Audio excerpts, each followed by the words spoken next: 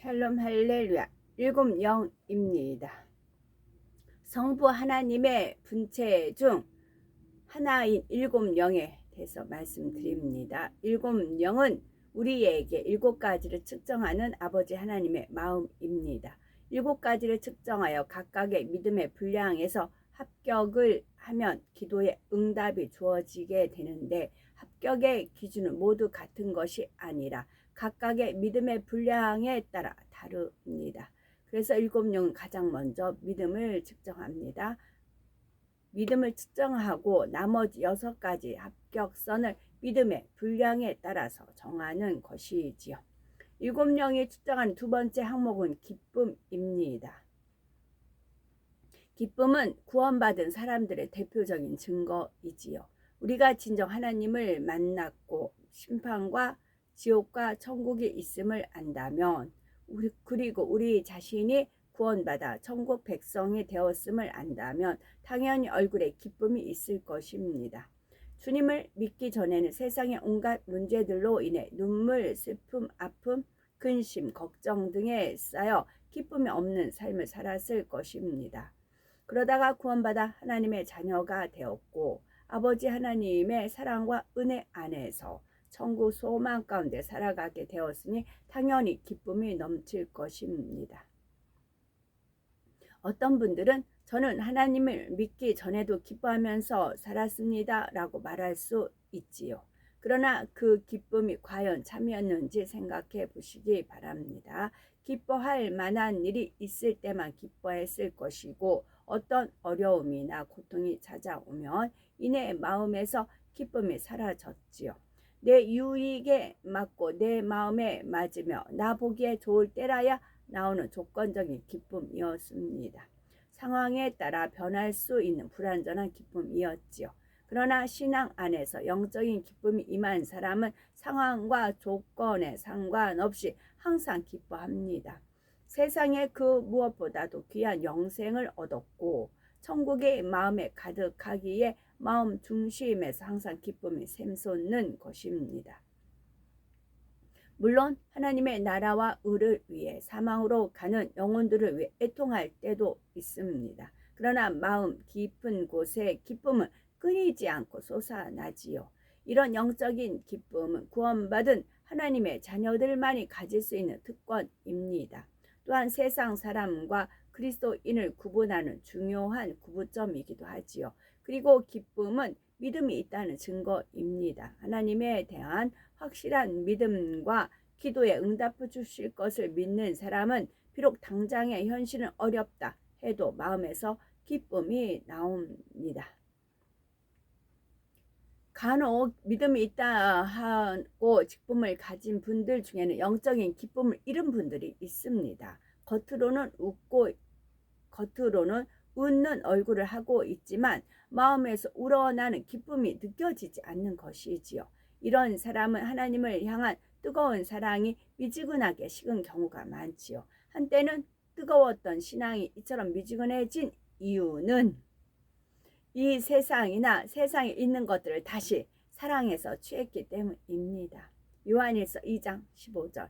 이 세상이나 세상에 있는 것들을 사랑치 말라. 누구든지 세상을 사랑하면 아버지의 사랑이 그 속에 있지 아니하니 했습니다. 세상을 사랑하여 세상을 취하면 하나님과의 사이에 죄의 담이 생기고, 그러면 영적인 기쁨이 사라집니다.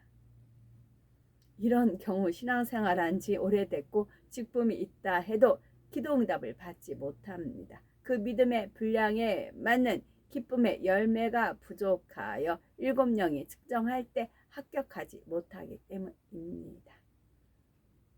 기쁨은 두루두루 화평할 때 나옵니다. 먼저는 아버지 하나님과 화평하고 다음으로 주변의 사람들과 화평해야 하지요. 또한 자기 자신과도 화평을 이룬 사람은 기쁨이 샘솟듯 넘쳐납니다. 최소한 우리가 아버지 하나님과만 화평해도 마음 중심에서 기쁨이 떠나지 않습니다. 그런데 아버지 하나님과 화평하기 위해서는 어떤 죄의 담도 만들지 않아야 하지요. 즉 하나님의 말씀 안에 살아야 하는 것입니다. 우리 자신을 한번 점검해 보시기 바랍니다. 정말 마음 안에 기쁨이 넘치는지요. 이래도 기쁘고 저래도 기쁘신지요. 몇 달 전에도 몇 주 전에도 기쁨이 넘쳐나시는지요. 그제도 어제도 오늘도 기쁨이 넘쳐나시는지요. 모두가 예라고 대답할 수 있는 분이라면 틀림없이 모두와 화평한 삶을 살았을 것입니다. 즉 아버지 하나님과도 모든 사람들과도 자기 자신과도 화평한 분이지요. 이렇게 모두와 화평하면 그 안에 계신 성령께서도 기뻐하시고 그 사람에게 하늘의 기쁨을 주십니다. 위로부터 주시는 기쁨은 어느 누구도 원수마귀 사단도 절대 빼앗을 수 없는 기쁨입니다. 그런데 이처럼 기쁨이 충만하지 못한다면 내가 어디서 화평을 깼는지 찾아보시기 바랍니다. 예를 들면 일상의 교통법규 하나라도 어기지는 않았는지요. 아무리 작은 것이라도 법을 어긴 자체가 화평을 깨는 것입니다. 이렇게 작은 불법 행위들이 우리가 모르는 사이에 하나 둘 쌓이면 성령께서 탄식하시고 기쁨도 사라집니다. 하물며 하나님의 계명을 어긴다면 이는 하나님과의 화평을 대놓고 깬 것이니 마음이 기쁠 리가 없지요. 불안, 근심, 걱정, 염려 등으로 마음이 힘들어지게 됩니다. 예배 시간이나 기도 시간에 자주 졸음에 빠지는 분들이 대부분 평소에 기쁨이 없는 것을 봅니다. 하늘의 기쁨이 충만한 분들은 예배 시간에도 행복하게 말씀을 듣고 기도도 충만하게 합니다. 그러나 기쁨이 없는 분들은 예배 시간에 말씀을 들어도 은혜 받지 못하고 기도하는 것도 힘들게 억지로 하지요. 그러니 신앙생활이 재미지지도 않고 그저 하나의 습관처럼 하게 되는 것입니다. 혹여 자신이 여기에 해당한다고 생각하시는 분들은 먼저 세상을 끊으시기 바랍니다. 세상의 것을 버리고 영의 것을 사모하여 취하면 성령께서 기뻐하시고 하늘의 기쁨을 주십니다. 또한 불목한 분야를 찾아서 이제 모두와 화평하시기 바랍니다. 그래서 하늘의 기쁨으로 충만한 모든 성도님들이 되셔야 되겠지요. 7명이 측정하는 세 번째 항목은 기도입니다. 쉬지 않고 기도하는가, 하나님의 뜻에 합당하게 기도하는가 등을 측정하는 거지요. 기도는 무조건 많은 시간을 한다고 해서 다 합격하는 것은 아닙니다. 짧은 시간 기도에도 하나님의 마음에 합한 기도를 해야 하지요. 그러면 하나님의 마음에 합당한 기도는 어떤 것일까요? 먼저는 습관을 쫓아 기도하는 것입니다. 쉬지 말고 기도하라 하신 말씀처럼 매일 습관을 쫓아 꾸준히 해야 하지요. 이렇게 항상 기도하는 사람이라야 영적으로 깨어 있을 수 있고 영적으로 깨어 있으면 어떤 시험에도 들지 않게 됩니다. 설령 어떤 시험이 왔다 해도 신속하게 통과할 수가 있게 되지요. 우리가 기도를 하면 그 기도는 저축처럼 천국에 쌓입니다. 그래서 항상 깨어 기도해 온 사람은 혹시라도 어떤 위급한 상황에 처했을 때 조금만 기도해도 응답을 받을 수 있지요. 우리가 은행에 저금을 해 놓으면 필요할 때 꺼내 쓸 수 있는 것과 같습니다. 반면 평소에 많이 기도하지 않았다면 은행에 저금이 없는 것과 같지요. 그러니 문제 해결을 받기 위해서는 얼마나 많이 기도를 해야 하겠는지요.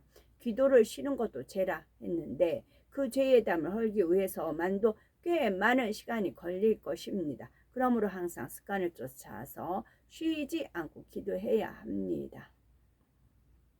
다음으로 무릎을 꿇고 기도해야 합니다. 성경상의 선지자들은 물론 예수님께서도 무릎을 꿇고 기도하셨지요. 전지전능하신 아버지 하나님 앞에 사람의 힘으로 할 수 없는 것을 구한다면 겸비하게 무릎을 꿇는 것이 당연합니다. 물론 무릎을 꿇을 수 없는 환경이 있을 수 있지요. 그런 특별한 경우를 제외하고는 무릎을 꿇고 기도하는 것이 성경적인 기도 자세이지요.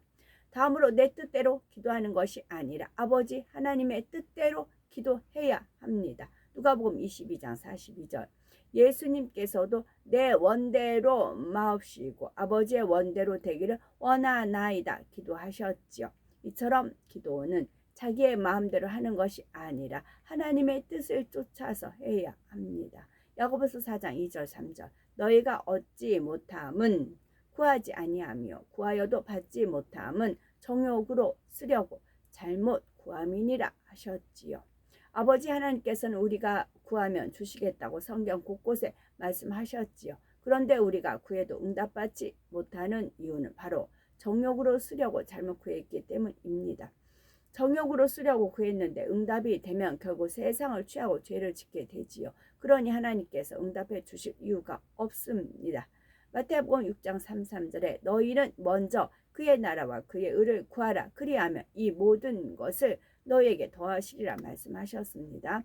우리 자신의 유익이 먼저가 아니라 하나님의 나라를 먼저 생각하고 기도한다면 그 기도는 하나님께 합한 기도가 되지요. 그리고 우리 개인의 기도 제목도 응답해 주십니다.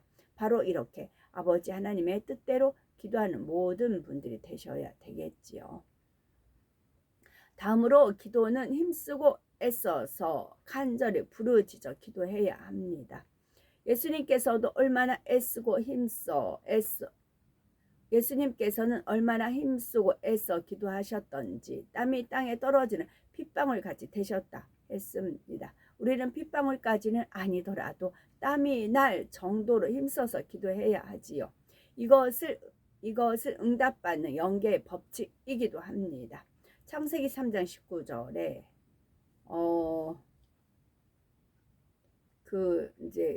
카톡에 제가 올려드려요. 이렇게 손뼉을 치면서 막 이제 기도를 하죠. 이제 이 기도를 전에 제가 이제 기도 생활 할 때, 교회에서 할 때 낮 기도에 한 대여섯 명이 모여요. 그러면 이제 리더자가 있어서 기도를 해요. 그렇게 손뼉을 착착착 기도하면 이 기도가 하나가 돼버려요. 기도가 이 기도의 하나가 약한 분들 기도까지 빨려 들어간다고 하죠. 회오리빨 쭉 빨려 들어가요. 그래서 이 기도 하나가 돼가 쫙 올라가는 겁니다. 그렇기 때문에 원수마귀 사단 루시퍼가 막 기도할 때 잡념을 넣고 여러 가지 중언부언하게 하죠. 그렇게 하고자 하는 세력이 파쇄가 되져 버리는 거죠. 불같이 해가지고 탁탁 하다 보면은 이 영이 딱 하나가 돼 버려요. 하나가 되다 보면 어휘가 하나가 돼요. 한 마음 한 뜻. 그러면 하나가 돼 버려요. 이게 그게 흡수가 딱 돼 버려 가지고 그냥 하나가 딱 돼서 쫙쫙쫙 올라갑니다. 이거를 제가 몇 년 만에 이런 기도를 했나 봐요. 무리 같이 해가지고 기도를 딱 했을 때 그렇게 되는 겁니다. 그랬을 때 거기에 제가 이제 제 뒤에 두 분이 저를 아는 분들이었더라고요. 저는 이제 뒤를 안 돌아보니까 몰랐어요. 근데 그분들이 마음이 하나가 됐던 겁니다. 제 카톡을 보신 분들이었더라고요. 두 분이. 그래서 이제 같이 신뢰하니까 기도가 하나가 돼가 쫙 올라가는 것입니다. 그래서 그때 역사가 일어나요. 그때 내가 기도 응답받지 못했던 같이 응답을 받는 것입니다. 그랬을 때 어느 순간에 착착착 이제 그 다음은 어휘가 하나가 돼버려요. 어휘가 딱 하나가 한 영이잖아요. 주와 합하는 자는 한 영이잖아요. 주와 합하는 자 한 영이잖아요. 주님의 이름으로 주님의 영으로 기도를 하는 거잖아요. 그래서 기도가 하나가 되고 쫙 올라가는 것입니다. 그래서 그러다 보니까 이제 막 그러다 보면 땀들 그러다 보면 이때 땀 흘리는 거를 죄성을 태우는 땀이에요. 죄성을 태워요. 그럴 때 죄성 그러면서 내 죄가 그동안 기도하지 못했던 그런 죄성들이 태우지 못한 그때 죄성들이 태워지고 통의 자국이 일어나고 그러는 것이지요. 저는 하나님께서 돗자리 멍석 깔면 너가 멍석 깔면 넌 여기서 내가 명한대로 하겠느냐 그래요. 저는 주변 상황에 따라 움직입니다. 투영이에요. 우리는 빗방울까지는 아니더라도 땀이 날 정도로 힘써서 기도해야 합니다. 이것은 응답받는 영계의 법칙이기도 합니다. 창세기 3장 19절에 저는 이렇게 1시간까지는 제 역량으로는 1시간까지는 기도할 수가 있어요. 그렇게 훈련이 됐었어요. 보통 30분, 40분. 그러면 이제 다 기도 끝나고 이제 그 리더 한 사람이 30분 우리 기도했다, 40분 기도했다 그렇게 말할 때가 있어요. 그때 능력을 받아요. 그때 능력을 받습니다. 창세기 3장 19절에 보면 물론 이 훈련은 제가 하나님 영 임재하시기 전에 훈련 받았던 거였어요. 이 기도를 매일같이 했다고요. 매일 이런 기도를. 이런 불같은 기도라고 하거든요. 이런 불같은 기도를 매일 쌓았다고요. 오전에 또 오후에 이제 전체적으로 기도가 있고, 하나님께서는 아담에게 네가 얼굴에 땀이 흘러야 식물을 먹고 라고 말씀하셨죠. 육적으로도 땀 흘리며 일을 해야 먹을 것을 얻는 것처럼 영적으로 기도의 응답을 받기 위해서도 땀 흘리는 수고가 반드시 있어야 합니다. 또한 하나님께서 부르짖어 기도해야 함을 성경 곳곳에 말씀하셨죠. 에레미야 29장 12절에 너희는 내게 부르짖으며 와서 내게 기도하며 내가 너희를 들을 것이오 라고 말씀하셨고, 에레미야 33장 3절은 너는 내게 부르짖으라 내가 네게 응답하겠고 네가 알지 못하는 크고 비밀한 일을 네게 보이리라 하셨죠. 예수님께서는 이러한 아버지의 뜻을 잘 아셨기에 큰 소리로 기도하셨습니다. 죽은 지 나흘이 된 나사로를 살리실 때도 큰 소리로 나사로야 나오라 부르셨고, 심지어 십자가에 달리셨을 때에도 큰 소리로 부르짖어 기도하셨죠. 누가복음 23장 46절에 예수께서 큰 소리로 불러 가라사대 아버지여 내 영혼을 아버지 손에 부탁하나이다 하고 이 말씀을 하신 운명하시다 했습니다. 예수님께서도 아버지 하나님의 뜻을 쫓아 늘 부르짖어 기도하셨던 것입니다. 다음으로 마음 중심의 기도를 해야 합니다. 하나님께서는 사람을 외모로 취하지 않으시고 중심을 보시기 때문이지요. 중심의 기도란 진정 마음에서 바라는 바를 입술로 내어 기도하는 것입니다. 그런데 마음에서 별로 원하지 않는데도 기도하는 사람이 있지요. 특히 하나님의 나라와 의를 위해서 기도할 때 그저 늘 하던 대로 형식적으로 기도하는 사람들이 종종 있습니다. 예를 들어 머리로는 화평해야 함을 알기에 모든 사람과 화평하게 해주옵소서 기도합니다. 그런데 여전히 상대를 탓하는 마음, 상대를 미워하는 마음이 있는 것이죠. 화평하기 위해서는 자신부터 바뀌어야 하는데 자신은 전혀 변화되지 않으면서 상대만 바뀌길 원한다면 이는 진실 화평을 원하는 것이 아닙니다. 따라서 아무리 화평하게 해주옵소서 해도 이는 중심의 진실한 기도가 아니지요. 하나님의 나라를 위한 기도도 마찬가지입니다. 아무리 거룩한 모습으로 또는 유창한 말로 기도한다 해도 하나님 보시기에 중심의 진실함을 하나님 보시는 것은 아무리 거룩한 모습으로 또는 유창한 말로 기도한다 해도 하나님 아버지 하나님께서 보시는 것은 중심의 진실함임을 기억해야 되겠지요. 마지막으로 기도는 반드시 믿음과 사랑으로 해야 합니다. 야고보서 1장 6절 7절 오직 믿음으로 구하고 조금도 의심하지 말라. 의심하는 자는 마치 바람에 밀려 요동하는 바닷물결 같으니 이런 사람은 무엇이든지 주께 얻기를 생각하지 말라 했습니다. 정말 응답받을 수 있을까? 안 되면 어떡하나? 이렇게 의심하면서 하는 기도는 응답을 받을 수가 없지요. 정령 살아계신 하나님께서 응답하심을 믿고 하나님을 사랑하는 마음으로 기도해야 합니다. 또한 교회와 영혼들을 위해 기도할 때도 진정 교회와 영혼들을 사랑함으로 기도해야 그 기도가 아름다운 향으로 올라가지요. 믿음과 사랑이 없이 드리는 기도는 하나님께서 흠양하실 만한 향이 되지 않습니다. 그러므로 짧은 시간을 기도한다 해도 반드시 믿음과 사랑으로 기도해야 되겠지요.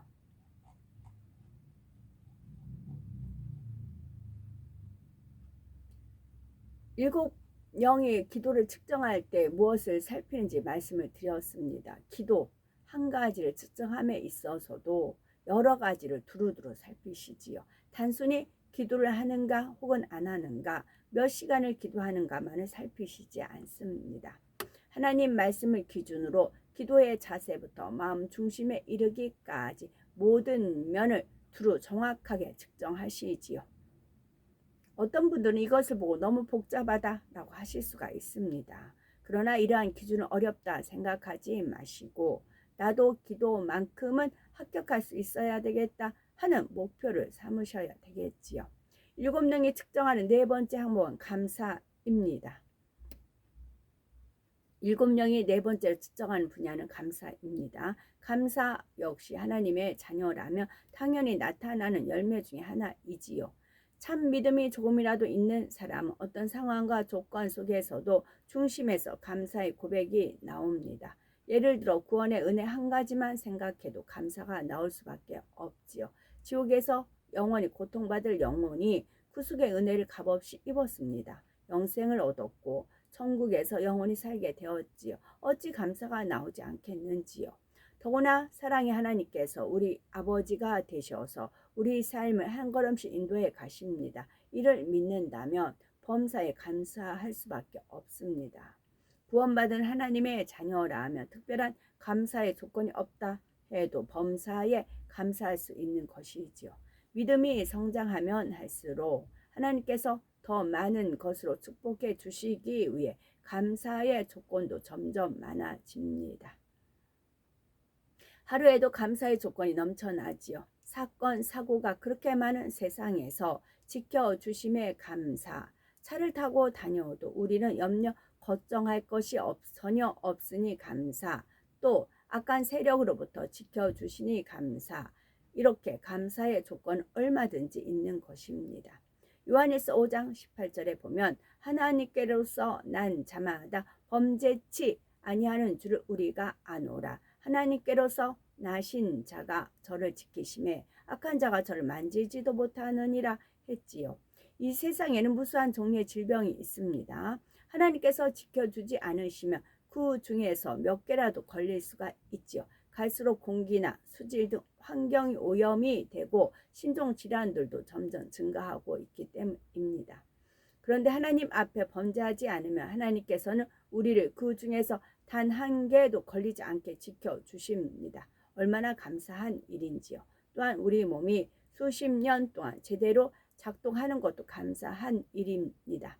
머리에서 발끝까지 신경과 혈관 조직들이 얼마나 복잡하게 얽혀 있습니까? 그 중에서 혈관 한 군데만 막혀도 또는 신경세포 한 군데만 마비가 되어도 당장 몸이 정상적으로 움직이지 않게 됩니다. 그런데 우리 중에는 수년 혹은 수십 년 동안 병원에 한번 가지 않는 분이 있을 수 있습니다. 그처럼 하나님께서 건강을 지켜주신 것이지요. 세상에는 부하다 해도 병을 고치지 못하고 죽어가는 사람들이 많지요. 질병 하나를 고쳤다 해도 또 다른 질병이 들기도 합니다. 이전에 한번 치료했던 질병이 재발하는 경우도 적지 않지요. 그런데 하나님의 말씀대로 사는 성도들은 질병에 걸릴 염려, 걱정이 없는 것만으로도 얼마나 감사한 일입니까? 혹여 어떤 질병이 틈탔다 해도 하나님께 치료받을 수 있는 것을 알고 있지요. 우리는 범사에 감사해야 되겠습니다. 당장 눈앞에는 어떤 어려움이 있다 해도 오직 하나님을 믿음으로 감사하시기 바랍니다. 그래서 하나님의 7영의 기준에 합격할 수 있어야 되겠지요. 만약 감사할 일이 있을 때만 감사하고 어렵고 힘든 상황일 때는 불평한다면 7영의 기준에 합격할 수가 없습니다. 빌립보서 4장 6절 7절 아무것도 염려하지 말고 오직 모든 일에 기도와 간구로 너희 구할 것을 감사함으로 하나님께 아뢰라.